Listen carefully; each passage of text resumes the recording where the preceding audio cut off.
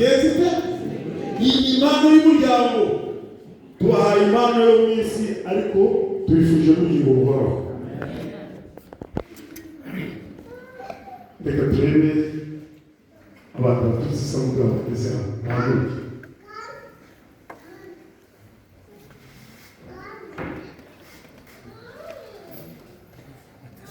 Haleluya.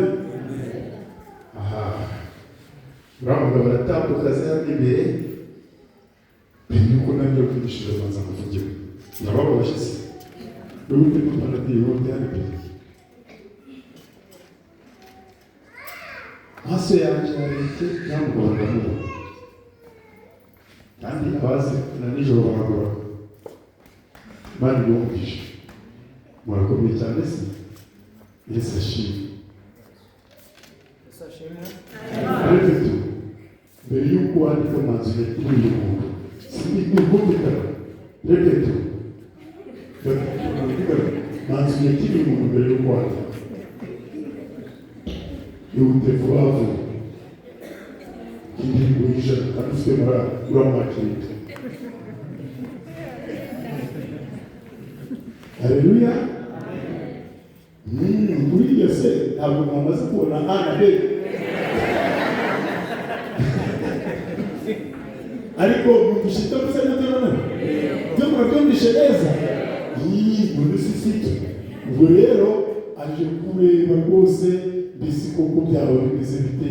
Aje gusura ariko azi no gusura kiriro aho bibaje n'ahandi atandesha se akaguhomera umugabo ariko yeruka zokora abantu kushira amahombe. Bo rero iyi promotion yari yabo muri umugoro Imana yabicuye. Reka rero tumuhe mikoro abasuhuza bavugira kuri mikoro. Uraje kwicara nubwo agiye kwicara uhagaze aho hafi aho. Haleluya. Bwana ni nziza kandi ibihe byose. Imana ni nziza niyo kamere yayo. Tunejejwe no kubana namwe kandi tunejejwe n'ibihe byiza mugirira aha ngaha. Uwiteka akomeze arubemo kandi abahe umugisha kandi tuzabana mu ijuru. Amen. Bari kugisha. Urujya kwicara muri icyo hose. Nawe ufite n'abashyitsi umuko wawe. Uko bahari kwicara. Uje kwandika. Ibari ushaka kwiterambere. Si uneze gute bashira waje kugusura kwisi. Filipe yishimye cyane ndetse n'ikera amaze amatiko yataza kumenya kandi n'umugisha. icyo cyahise. Iyi ni isomo mukoresha. Turazamutse rero reka mbwire igitekerezo kimwe. Umugabo umwe yaratwandikiye niba yerekeye muri Nyarugenge ntumbaze agenda yerekeye ku maduka hari ku masaha ari gusangira igicamunsi. Uyu mugabo agiye ku maduka afite ibicuruzwa yaramaze iminsi afite ubwuzu bwo kugura. Ariko turi hano muri hano abari uyu mugabo agenda agiye ku mangazini agiye kugura igicuruzwa yaramaze iminsi afite ubwuzu, kandi icyo gicuruzwa ni igicuruzwa kitari gisanzwe. Turaza kukibabwira. Ubwo yageraga muri Nyarugenge niho ukoresheje yinjiye mu iduka rya mbere abaza igicuruzwa gishobora kumutera umunezero. Igicuruzwa cyashobora kumutera umunezero. Asanga mu mucuruzi w'umugabo aramubwira ati amaze iminsi mbabaye ariko nkeneye igicuruzwa mu by'ucuruza cyangwa umunezero. Curuzi areba umugabo amuvana hasi aramuvuga, arangije aramureba amubara ko ataye umutwe, aramubwira ati mu byo ndangura ntabwo ibyo biri. Kandi yaramubwije nuko byagenze. Uyu mukiriya uri gushaka igicuruzwa gitera umunezero kuko yari yavuye mu rugo yabitekereje yahagarariyeho, yinjiye muri iri duka abaza iki kibazo. Uwa kabiri nawe amurebye asanga uyu mugabo yarataye umutwe. Ariko reka mubwire, ntabwo uyu mugabo yari yataye umutwe. Yifuzaga ikintu cyamuha umunezero muri uwo munsi.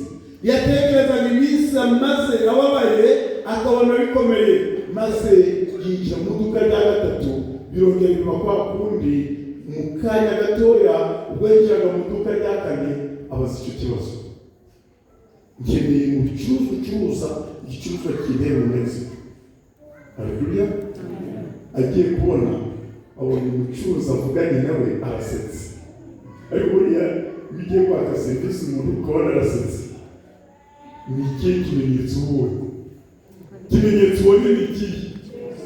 Ni ikimenyetso cyerekana ko ushobora kuba ugiye kubona igisubizo cy'icyo ushaka. Ni ikimenyetso cyerekana kwakirwa neza.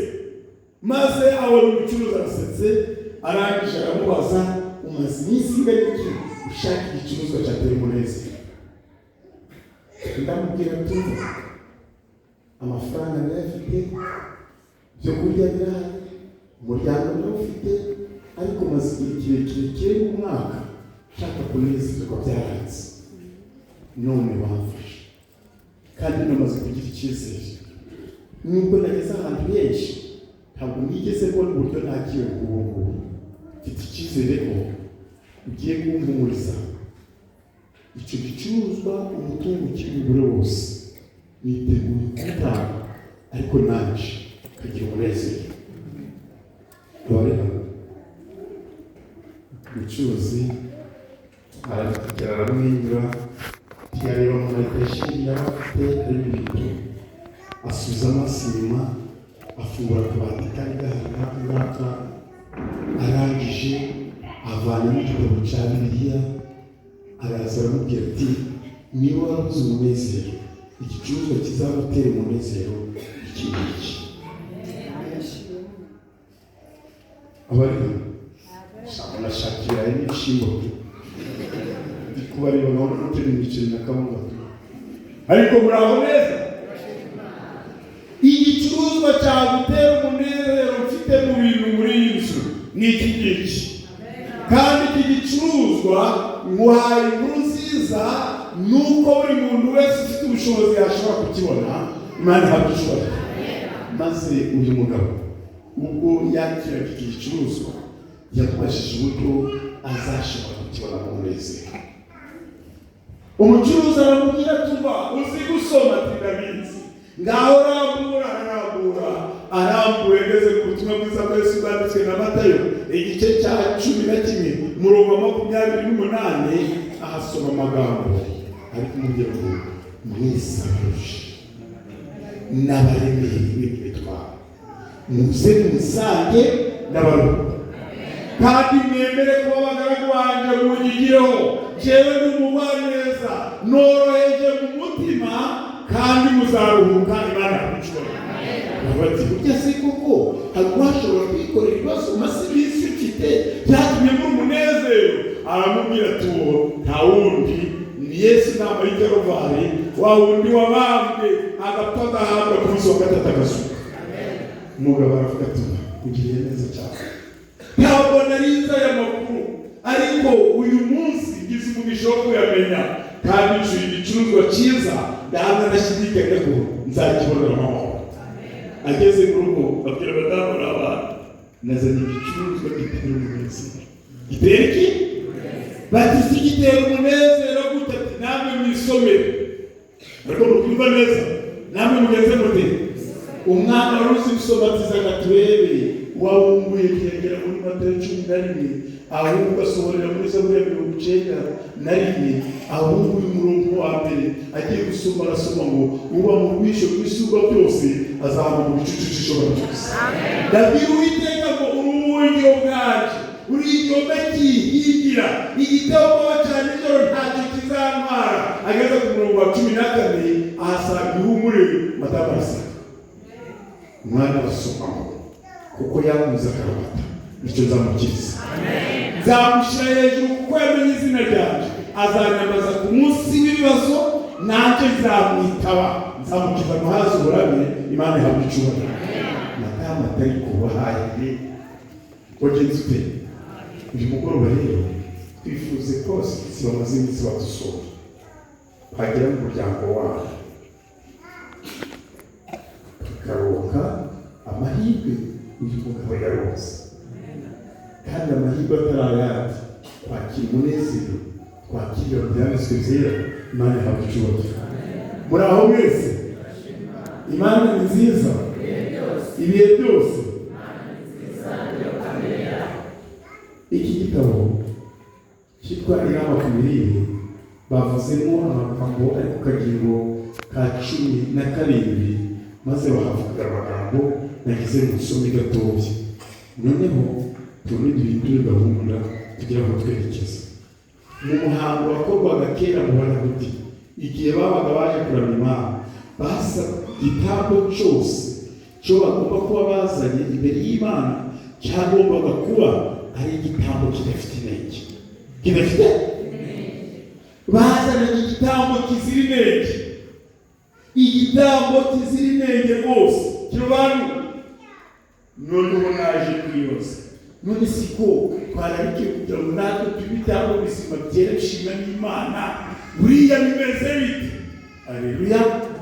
Kuba igitambo kizima cyera gishimwa n'Imana ngiye umunsi mubwire ni ukuzuka usanzwe ukaza uko Imana ikuzi, nuzuzanye ubusambanyi bwawe, ukaza uzanye ubujura bwawe, Imana irabona ko utaberetse kandi hari umure bitangaje.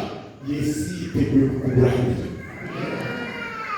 Ubukristo rero hari ikindi bayobozi ni ukuguranira. Tukugenza gute? Ni ukuguranira. Tuza turi babi, Yesu akaduha ku bwiza bwe, tugataha dutsindishijwe kandi tubaye beza, kandi ntasigara ari mubi. Imana yacu abayizi nawe urashaka kugira umunezero, kundisha ko kimana, kandi uwo mugisha ni ukugeraho n'abawe bose uzabageraho. Imana yacu mu cyubahiro. Uyu mugoroba rero isomo tugiye kuganiraho. Iri somo ni umugabane wa kabiri twariganiyeho tugira aho dufungira ibintu byakozwe n'intumwa.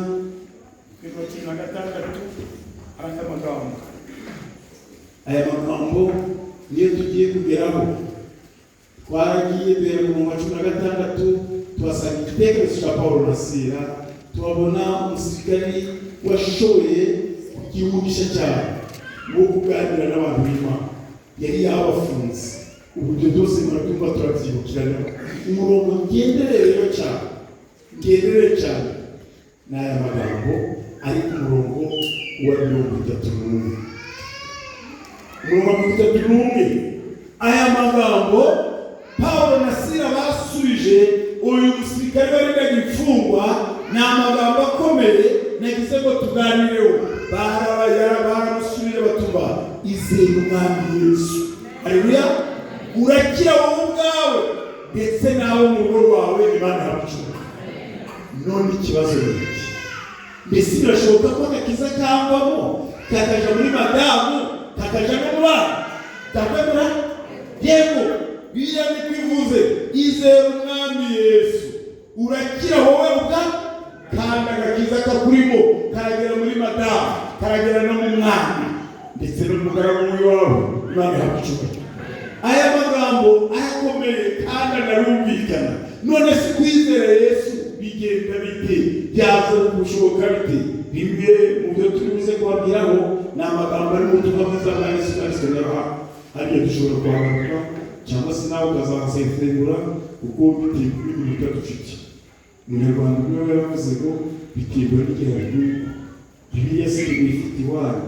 Gasoma 15 mabwiza bwa Yesu Kristo n'abana cya 14 mu 15 Yesu arenga avuga ni mukunda. Nimugeza mute? Besi wamukunda utabizera. Se wamwizera n'umukundeni ntabwo bishoboka. Uyu murongo wavuze ngo nimumunda muzitondera amategeko yanjye. Aya magambo arumvikana. Nanjye rero nzasaba Data azaba undi mufasha wo kubana namwe ibihe bigamiki byose, niwe mwuka wera kandi byashoboka ko ab'isi bamuhabwa ntabwo byakwemera. Yesu rero yaravuga ngo azaba umufasha wo kubana nawe ibihe bingana iki? Ibihe byose, niko Bibiliya ivuze. Arangije aravuga ngo ntibyashoboka ko ab'isi bamuhabwa kuko batamurora kandi batanamuzi, ariko mwebweho muramuzi kuko abana namwe kandi azaba muri mwe. Imana yamucunga. Yesu asezeranira abamwizera, asezeranira abamwubaha bazaba umufasha wo kubana nabo ibihe bingana iki byose.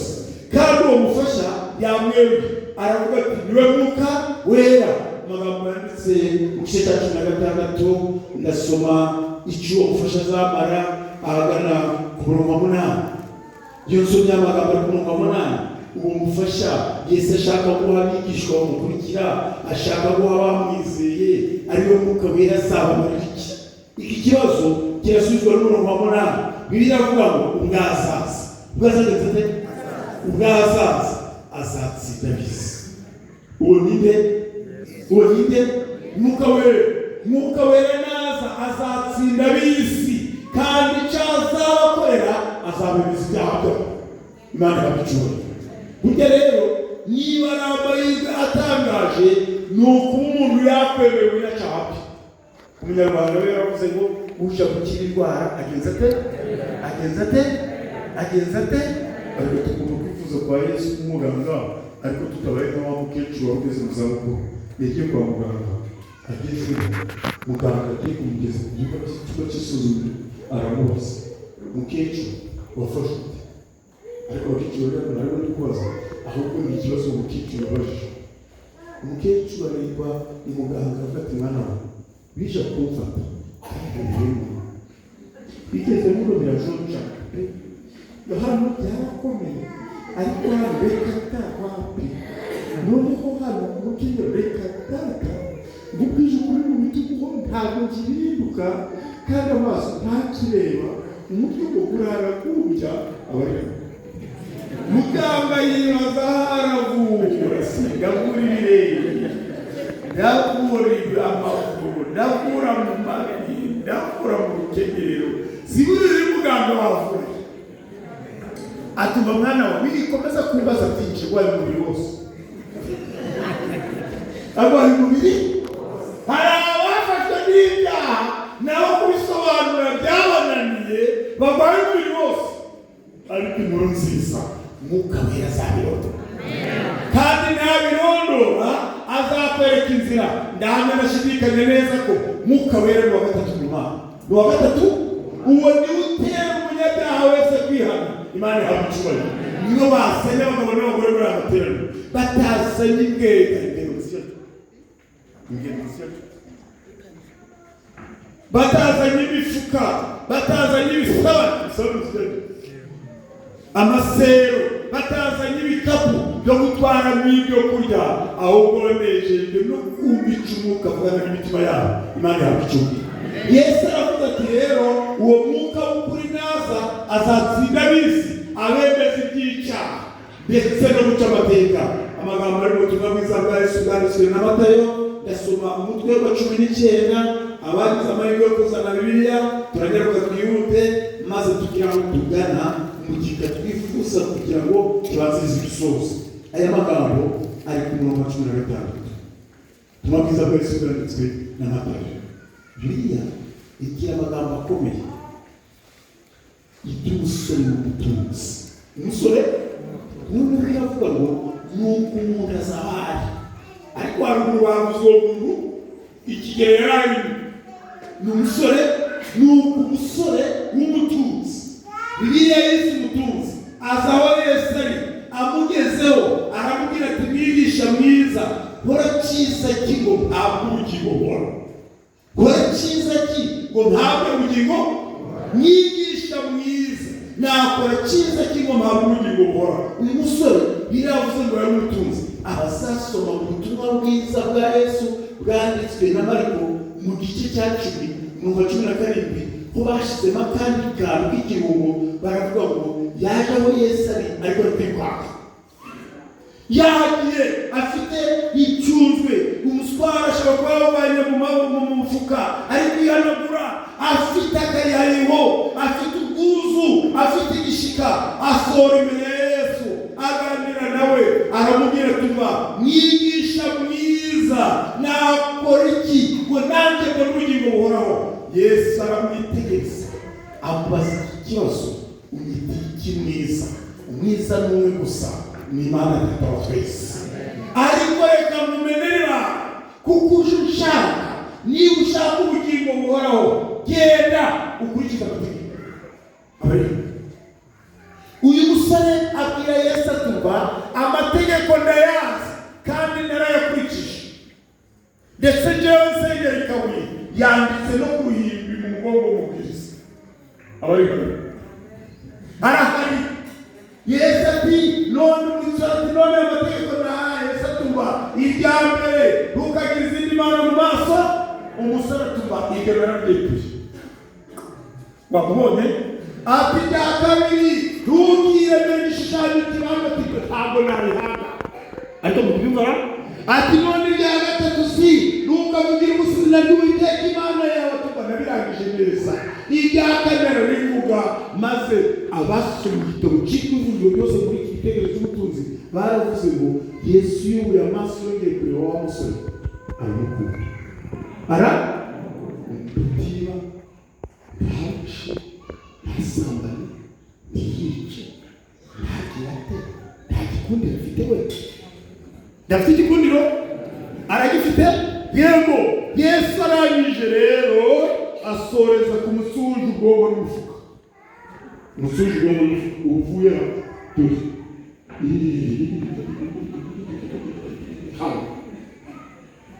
Oya. Abafite umufuka wo kwita kuri rero ntabwo.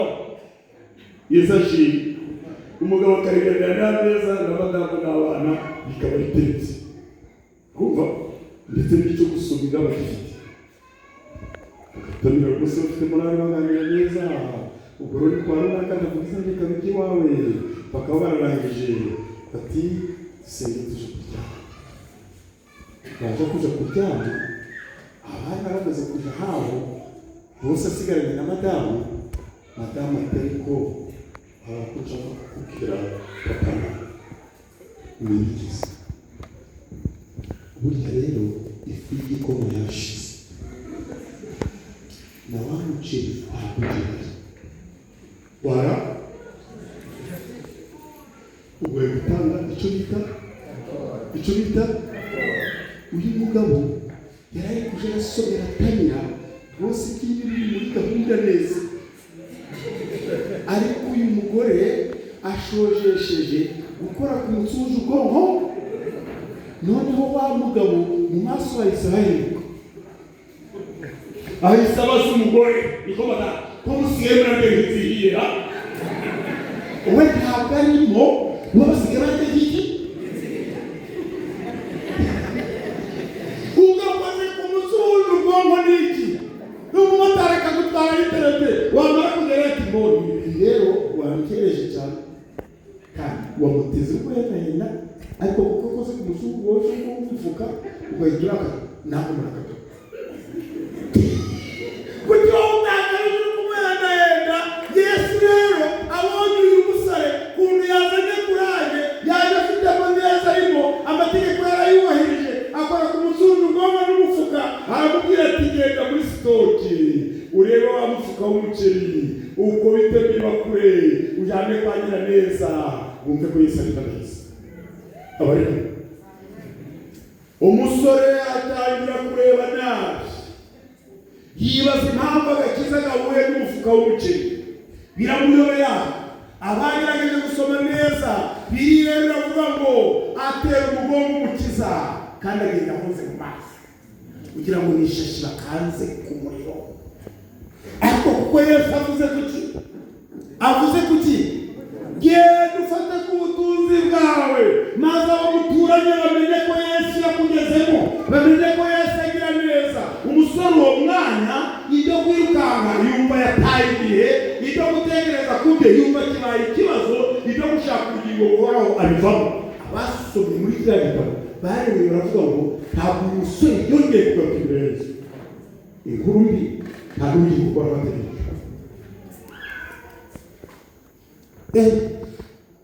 Nyamara reka mubwire, Umukiza yabisobanuye neza, afata amategeko 10 ayagabamo amategeko 2, arangiza aravuga ati ngo kuva ku rya mbere ukageza ku rya 4 kundisha Uwiteka umutima wawe n'ubwenge bwawe bwose. Arangije ku rya 5 aramanuka agera ku rya 10 ashyiramo injyana nziza, kandi ukunde mugenzi wawe nk'uko abasomye igitabo cy'umuhanga yanditse cyitwa Iboni bande barisobanura itegeko rya 2 ngo ni itegeko ry'izahabu. Ni itegeko maze umuja w'Imana agiye kwisobanura avuga ngo ibyo dukorera abantu byaba byiza cyangwa bibi nibyo bizatugarukira, ari umuvumo cyangwa umugisha. Uko tugenza niko tuzagenza. Abariya nanjye ndi kuganira nawe maze ugakora ku mutsinzi ubwonko n'umufuka, ugatangira gutekereza ko amateraniro yabaye mabi. Abari kubyumva muri aho kubera uyu mugabo ngo wifuza ibyo byose, uwo Yesu waje gushaka wicare mu ndugu, wicare muri salo n'abana bawe murye muhage. Dore nguyu wifuza ibihe agatangira kubwira ko ibibazo bihari. Shobora kwikeka buri mifuka y'isima yayiteruye nta kibazo afite. Nagize ngo byumve nawe, burya yibwiye umucuzi si yibwiye umucuzi kazi. Abariya uyu mucuzi ugomba n'umufuka akomeye. Iki gitabo cyareruye kivuga aya magambo ngo ibyo dutanga n'ibyo tuzahabwa, kandi icyo dutanga mu gihe gikenewe tuzakigarurirwa gikubwe 4 mu gihe gikwiriye. Bageze mu gitabo Education cy'uburezi rero baravuga ngo Imana idusaba mu rugamba rw'agakiza iyo igiye kukitugarurira ikitugarurira maze kugikungahaza. Kugeza gute? Kugikungahaza. Urugamba rw'agakiza reka mubwire, urutamuye n'ubutunzi bwacu byaba ikibazo. Byari iki? Yesu rero aganiriye n'uyu musore aragiye arirutse, ariko dore we ari amagambo yanditse mu kuva 20 mu kubyuka neza wereye ku murongo wa 3 mu kubona batanditse hariya. None yabira buri wese kwisoma, buri wese yaribonye, hari abatagusoma hariya. Itegeko rya mbere rivuga ngo ntukagize izindi mana, mbese itegeko ryabahirijwe n'abo twateranye muri uyu mugoroba, abaryubahirije abazasoma inyandiko ikomeye cyane y'umuhanga yanditse mu gitabo cyakozwe n'abahanuzi, basobanura itegeko rya mbere ngo ikintu cyose twakunda cyagabanya urukundo dukunda Imana cyangwa kikatubuza kuyikorera kiba kibaye ikigomana kuri twe. Buriya ririya tegeko ryabahirijwe buriya ikintu cyose twakunda cyaza kikagabanya urukundo twakunda iki Imana cyangwa kikatubuza kuyikorera kiba kizamutse nk'ikigomana kuri twe. Uyu munsi dufite abagore gukigomana, dufite abagabo gukigomana, dufite ibikoresho gukigomana, dufite amazu gukigomana. Iwacu hari amatungo bita inka yabaye ibigomana kuri bo. Kubera iki? Iyo ageze mu rugo ashonje bakamuha amahirwe yo kuringanira n'amezi, agasanga yanka mu kiraro itangiye kuririmba ruto soprano na tenari ikagera muri base, abura gukora akibwiriza agafata akayuya ariko bitinaje akaja kudefiriza no kogosha ikingo kugira ngo yumve ko ari amajwi yakubanuka. Akabahagaritse kugeza gute? Nyamara amateraniro bayatangaza ntayitabe, inka yavuga ategana. Ikintu cyose twakunda cyagabanya urukundo dukunda iki cyangwa kikatubuza kuyikorera kizamuka nk'ikigomana. Ibindi muzabishaka. Itegeko rya 2 ntukiremere igishushanyo kibajwe. Aha berekanye iki? Igihe cyose dusobanukirwe n'Imana mu buryo buyitesha agaciro, natwe tutagaciro. Imana yacu ntacyo wayigereranya nayo. Uzasoma amagambo muri Esayiro 2 reka mubwire ntacyo wayigereranya nayo. Iyo utangiye kuyigenekereza ukayirema mu mashusho ukagenza gute ukajya kuriteza imbere baba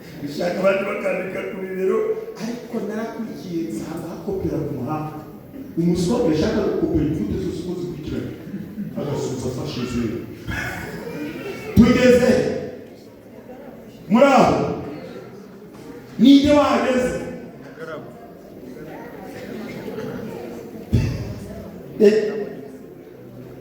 ko hasigaye umwe muri abo beza n'umugaragu n'umukozi w'iwawe nategereza ati ntakibeshe barangije basoreza ku itungo ryawe w'Imana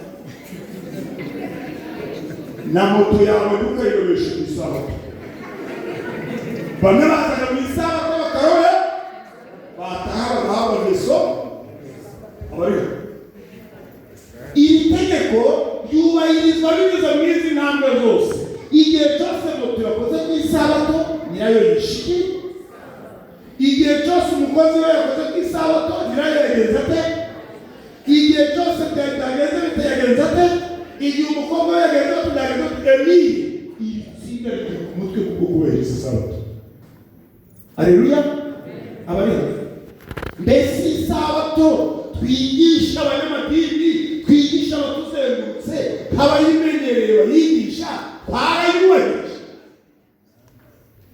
muve mu mayere munjijisha twarayubahirije ku muruku ry'iminwa ibyo bigiye kumurwa mu bihano n'umuzingo wa 438 kandi n'ibindi byaha bito by'abitwa ko Imana bizabumburwa kandi n'ibibumburwa bizatangira kurega bene byo reka babwire muri uyu mujyi wa Kigali nageze ku mugore w'umukire n'ugiye gukodesha inzu ye aramubwira ngo nangahe ku kwezi bara isabato panama hamuntu ugomba gukorera mu nyubako yaje ku isabato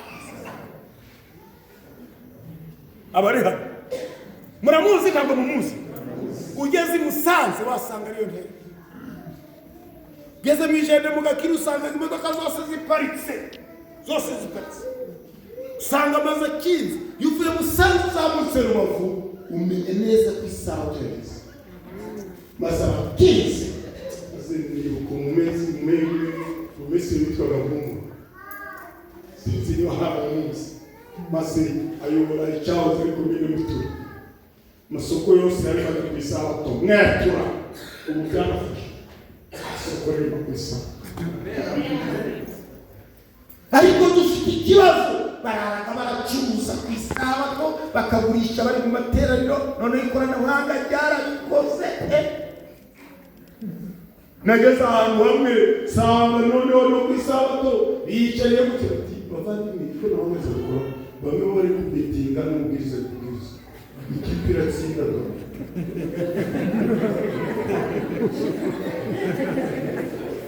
bisa byababaza iyi sabato yarubahijwe bantu b'Imana kubetinga ku isabato barabetingaga sinzi ikintu kikirimanganira numvishe ngo nibariteye gupeta yo ku isabato ngo barakinaga kuba kwatangaye n'abatoshitu bakinaga ku isabato iyi sabato yarubahirije abantu none dukora iki mu isitade tuzigenze abafite inama z'itorero babarizwa mu muhaguruke ikibazo gikomeye kandi cyoroshye ababa mu nama z'amatorero bahaguruke ikibazo cyoroshye mwari mwaterana mugiye ku ngingo yitwa gusuzuma abizera mugahera ku bizera bamaze iminsi 6 bagakora yego hoya mwari nafatira ibyemezo ababaye iminsi 6 bagakora ariko wakoze ku isabato ariwo munsi yarabonye yamaze iminsi ari kuroresha byanze mwe tumuheraho itegeko ritegeka kuruhuka rimanza byadutegeka gukora mu minsi tukaruhuka twakoze none kuki abatakoze bagahanwa ahubwo tukataka abakoze aka kantu muzakigeho neza mu minsi 6 tugenze none uruhuke ku isabato umbere ya byose mu minsi 3 warakoze. None ku isabato rero uyibeshe ngaho mwicara tubavuga bavuga aho nawe mwicara. Itegeko rya 5 uwaye so na nyoko kugira ngo uramire mu gihugu cy'Imana, mu gihugu cy'Imana y'Uwiteka, kugira ngo uzarabire mu gihugu cy'Imana birasaba ko iri tegeko ryubahirizwa. Wubahe so nande itegeko ryarasobanuwe ko ababyeyi bakwiye icyubahiro kigakwira undi muntu uwo ari we wese. Ababyeyi bakwiye icyubahiro kigakwira undi muntu uwo ari we bagereka kandi kantu gakomeye, bakwiye kugirirwa impuhwe bakaruhurwa imiruho cyane cyane bageze mu zabukuru, kandi bakarinda icyubahiro cyane, bakarinda icyubahiro.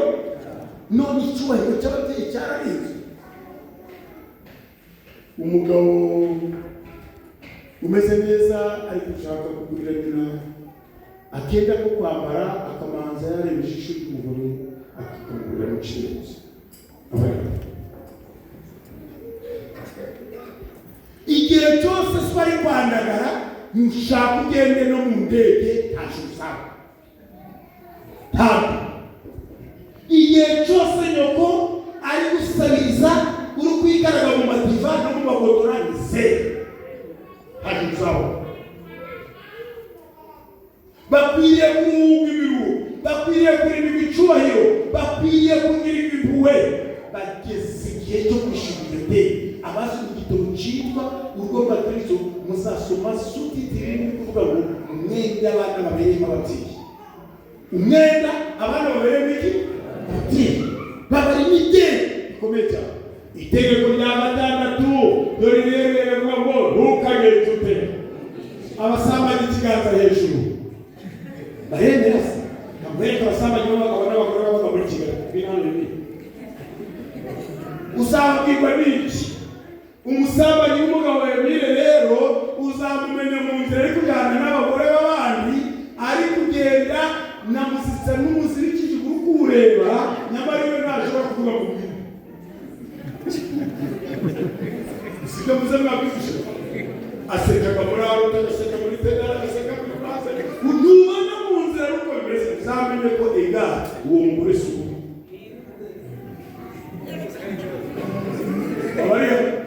Ikindi gikomeye yagiye hasi gusuhuza umugore, ariko nahora n'umugore we we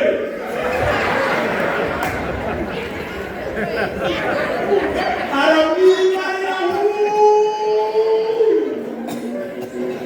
hasi guhoreza abagore bawe,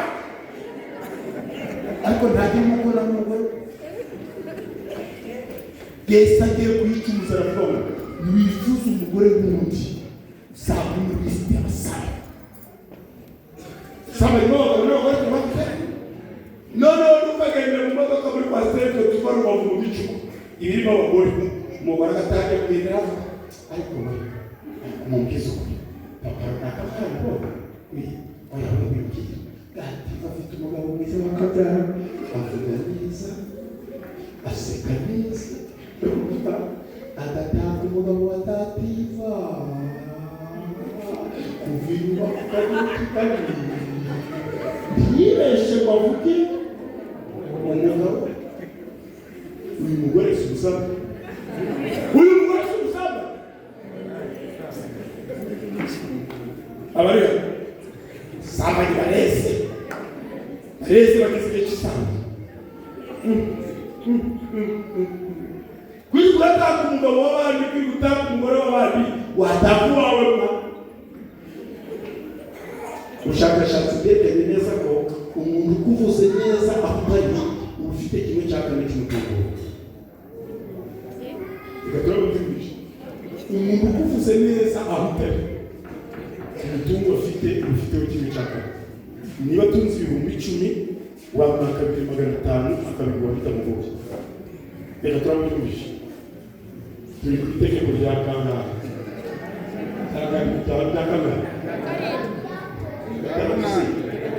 tugeze hano, ariko gusanga n'abasoma ijyanye n'isibe tuve n'ugasanga none si tugeze kuri kukikira ureba twe tugeze ariko biravuga ngo umuntu wese wanga mwene se biki noneho uvuga byose kino gitabo urashakaraza byareke mucanje baranditsemo Imana ntishimira amaturo ifite kwabo amaturo ifite noneho barongera baravuga ngo ikintu cyose twakora cyatuma ubuzima bwacu tutakaza mbere y'igihe cyerekana ko turabicaye ubwo kizirana n'abitwa abanyamahanga bya leta abanyamahanga ni impamvu ngiye kuvuga ntabwo ari inama ukajya kuyitiranya runaka ukajya kumubagarira ukabagara muri kuganira agera saa munani ariko uba mu kiraro cye cy'igihe agahita aroka kugira ngo ibitaro bigabane bakahapfamasa mugafashagura umugore w'ubuzima wavukitse akakubwira ko wimara n'umuntu niba ushaka ayo mafaranga y'abantu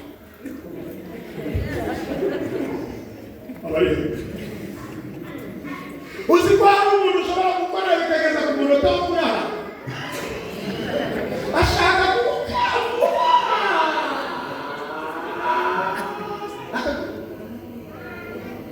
nimwice iwacu nabonye umugabo wo kwikorera ijana na 20 bari batangiye kureba ijana na 80 kandi afite ibiro 50 ibintu kwiyaho kugenda kwiyaho ugashinja ibintu mugenzi wawe abajura ubona akajagari bababona abajura akajagari cyangwa icyo bujura we dufite abajura mu Rwanda iki gitabo kuri meka cyerekana ubujura maze bageze kuri itegeko rivuga ngo tugiye ikintu cyose gishobora gutuma dufatirana abantu mu bujiji bwabo ukabura ibyabo kuri make mu bujura wabona yarwaye ntabonye mu bujura inyungu zirenze urugero mu bujura usaba ukuntu bibye kuri kovide bafite amasitoke y'impungure baguze ku 160 kovide yabaye korona bajya bafunga amasitoke impungure n'agahenge n'abakirisitu barayorora muri depo ibyo afite yaranguye yabiranguye ku giciro cyiza wamuhora utarafungwa wafungwa fuwate igitabo cyabivuze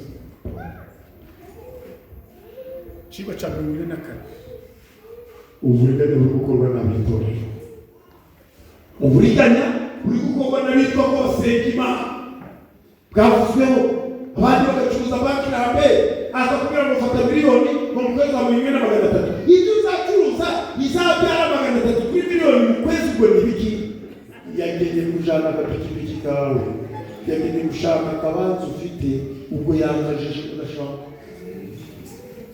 ariko ijuru ngo ryita kurabasha ntabwo imidoro bari no mu bashaka kujya namwe muri abareba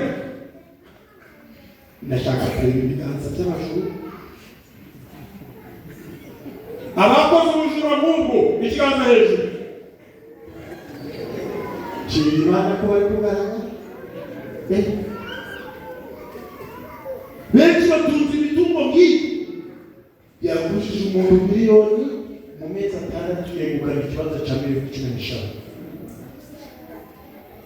miliyoni yagurishije yaramufatiranyije y'abarabaye aramubwira ngo za icyo cyangombwa n'igifata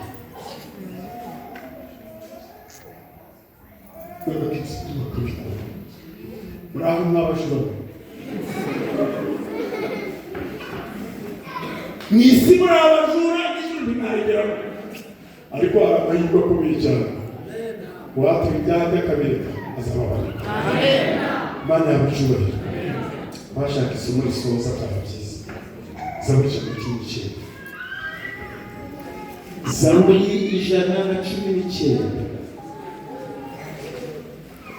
Zaburi 119 ndasoma amagambo ari ku murongo wawo wa 11 abamaze kuhagera biravuga ngo nabikiye ijambo ryawe mu mutima wanje kugira ngo ntagucumura Haleluya nabikiye ijambo ryawe mu mutima wanje kugira ngo nagenzane agucumuraho. Umurongo wawe wa 57, Uwiteka niwe mugabane wanje, navuze yuko zitondera amategeko yawe. Imana yagucura. Nunyaruka ugasoma umurongo waho wa 81, urebe ukavuga ngo umutima wanje ugujwe isari no kwifuza agakiza kawe, ariko niringira ijambo ryawe. Imana yagucura. Muri ubu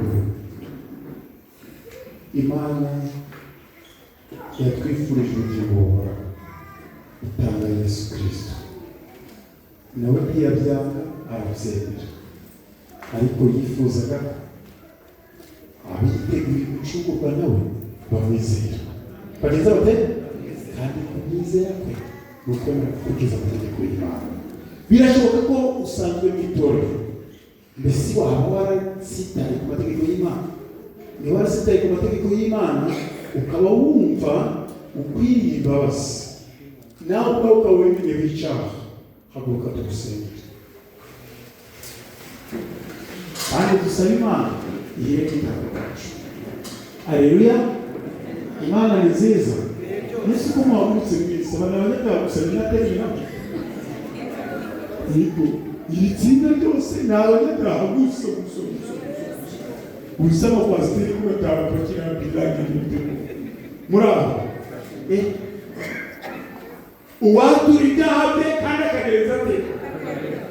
Nawe mugaturika buri munsi. Twagira isengesho twasenga. Nyagasani, ibyaha nagukoreye byose ndabyanze. Iyo wakoreye iteranye nawe, ariko kubyumva kandi ari wowe umuntu ukambegera iteka. Dawe ubikize, sinshaka kubisubira, ndashaka kuba wawe. Ibyo ijuru byageze cyane. Siko bikumva ry'imana. Umunyabyaha azababarirwa ate? Ntabwo ari ibyo yibye. Nagarura ibyo yagenza ate? Ibyo yibye. Zakayo agiye kujya kwirana, areba abwira Yesu atuma, Nyagasani, ubushobozi bari kunshinja ndabufite, kandi kugira ngo wumve ko nakwakiriye bidasubirwaho, uwo nambuye fuwakati kamukuriraga. Si Zakayo yari yatubera, Zakayo yari avuye mu bibira, none se abo twambuye turabishyura, none se abo twibye turabibasubiza. Reka mbabwire, igihe cyose ubuzima bugikomeje, turagiye kuva muri ubwo bucucu bw'ubuye, tugiye kumatana n'Imana ikatubashisha gusanga abo twahemukiye, bityo tukaba dufunguye urufunguzo cyangwa se urugi rw'ubutumwa bwiza kuri bo. Imana ihabwa icyubahiro. Imana ni nziza ibihe byose. Tugana ku musozo, ni bande mu bashyitsi badusuye bari kuvuga bati natwe twiteguye kwifatanya n'iri torero, twiteguye no gukomeza gutanga y'Imana. Imana idufashe. Niba hari urimo yakira umukono, no mu ijuru tuzasuhuza. Turi kuvuga tuba Imana ibifashemo, nanjye niteguye gukurikiza amategeko y'Imana kuko yanditswe mu kuva. Imana ihabwa icyubahiro. Niba arimo natera intambwe se, yihute vuba vuba tujye gusenga. Niba urimo ukaba kuvuga tuba Imana ibibashisha, nanjye ndashaka gukurikiza amategeko y'Imana, ntabwo nakomeza kuyica kandi nshaka ubugingo buhoraho. Uyu ni muhobe gasina babaza oya bose. Imana imugisha cyose ukuboko wa Yesu. Imana imugisha. Imana imugisha. Undariye reka mbabwire, Umunyarwanda yaravuze ngo zambuka mu kazi gataha, zambuka mu kazi gataha. Umuntu amenya amaze nawe, kandi benshi muri twe bawiruka kure. Niyo mpamvu tugomba kubyaza umusaruro igihe tubonye, kandi igihe ni iki ngiki. Nifuza ko watera intambwe ukaza ukavuga utuma nanjye biteguye gukurikiza amategeko y'Imana, ahubwo Imana ibifashe. Yesu akugire neza mukobwa wacu. Mwonaniye, niba urimo urugi rurakinguye, byaba ibyawe ubyakiriye. Agakiza ni amahitamo, ntabwo ari uburake. Ntabwo abantu bazanirwa n'uko babaye nuko bashizwe imbere ukuri n'ikinyoma bakanga ukuri bakagundira ikinyoma. Niba urimo nawe turi namuzi. Haleluya. Inkuru nziza dufite umubatizo tarikeye, umubatizo mwiza cyane w'abana b'Imana biteguye kwemera gushikama, kwemera gukurikiza amategeko y'Imana bakagera ikiremero cya Yesu. Imana yamucyubahiro. Nimunyizere muzitondera amategeko yacu. Imana ni nziza. Haleluya. Haleluya. Imana ni nziza. Ese ko tumaze kubona turi abanyabyaha, abagore ntibagera mu rugo barasaba abagabo imbabazi, abagabo si bagera mu rugo barasaba abagore imbabazi, abana si bagera mu rugo barasaba ababyeyi imbabazi. Ibyo nibyo bidukwiriye kandi umwuka bitubashije kugira ngo ubumwe bwacu n'imiryango yacu ni ukuri Yesu abubere icumi kandi bikamubwira yazanywe no kugira ngo abaturanyi n'ababana babane bahuje kandi habicubahiro. Aba biyemeje kwitanga bagiye gupfukama. Nyamara gupfukama ashaka umuntu uhagarariye icyiciro cy'umuryango uri mu itorero araza imbere amfasha dusengera abantu, arasenga isengesho natwe tukaza gusoza. Ari kubona yaje mikoro yihutisha tekinisiye akamukishira mikoro twari imbere turapfukama hamwe muri uwo Imana n'abandi.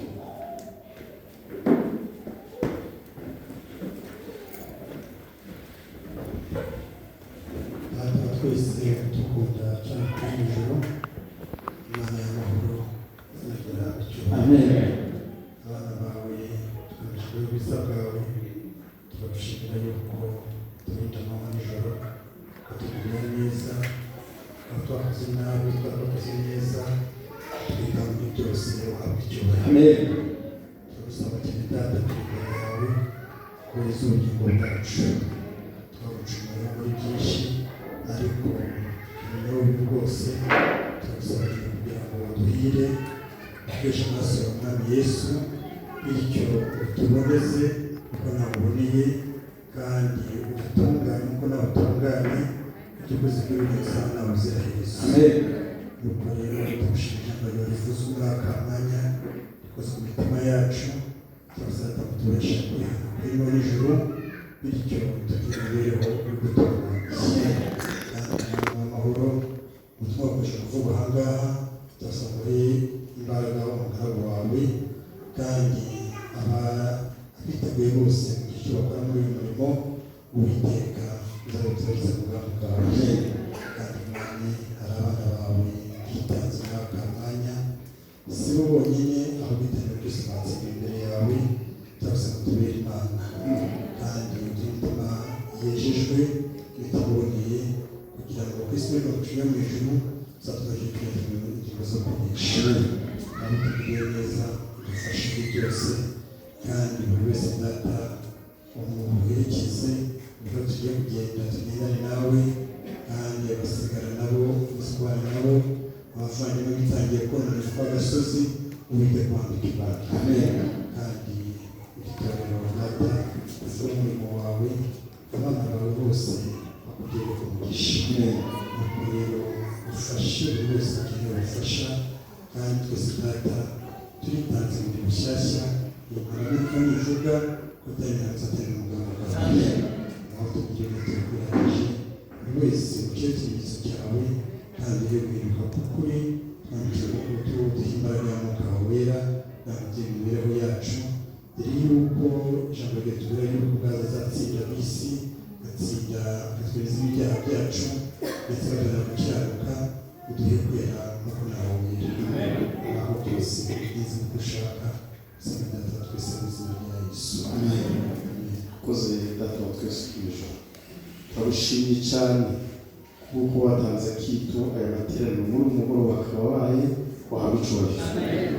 Mwuka wera yakoze ku mitima y'abahungu n'abakobwa bawe, baza muri amateraniro tutazana n'umuhanda bigaragara, ahubwo tuzana n'ibyaha. Uhabwe icyubahiro. Turabisaba bivuye ku mutima ngo ibidushinja mu mitima yacu bikurweho n'amaraso ya Yesu. Turagusaba bivuye ku mutima ngo ufite icyo yazanye gicagase umuzuzi, kandi wazanye ikindi gusa umusabirize. Reka tukwereke abanyabakobwa bawe mu iteraniro bahagurutse bagahamya neza ko turi abanyabyaha. Tunejejwe n'uko ukiri ku ntebe y'imbabazi, utwezeho gukiranirwa kose, kandi dupfukamanye n'abahungu b'abanyabakobwa bawe bemeye kuguhitamo kandi biteguye umubatizo mu izina rya Yesu wahumurije. Reka tugusabe ngo uyu mugoroba ubatishe Mwuka Wera, kandi ubane nabo mu rugendo rw'iby'umwuka batangiye, imiryango yabo batashemo ibutahamana, ubaye gusabana bishitse n'imiryango yabo, kandi ubaye gusabana bishitse Mwuka Wera, kugira ngo uhamagare amazima ubwo dutegereje iki gikorwa n'umunsi ukomeze kubasingariza kugeza baguhamije binyuze mu mazi izina ryawe icyubahiro. Turagusaba bivuye ku mutima abakiri mu itsinda ryawe ndabyigana bakomeze kubafasha kugira ngo imigabo n'imigambi igwanira muri bo ibyara icyemezo cyiza, maze umugabane namwe wari waratezwa gukomeza kwiyakira. Dushime izina ryawe, ukomeze gufasha abana bawe ndetse ufashe buri muntu wese witeguye gukomeza kugira uruhare muri uyu murimo wo gukorera kuri uyu musozi. Izina ryawe rihabwe icyubahiro. Abana bawe bahawe ibyanditswe byera, reka bibabere umuyobozi, reka bibabere umwigisha, reka bibabere isabano cyangwa se umusabano wawe nabo, maze izina ryawe rihabwe icyubahiro. Bitwigishe biganire mu cyaha. Dushime izina ryawe. Reka dusoreza tugusaba ngo ibikwiriye byatuma uhabwa icyubahiro muri twebwe bacu, ndetse natwe tugahabwa ubugingo buhoraho biduhe burundu mu izina rya Yesu.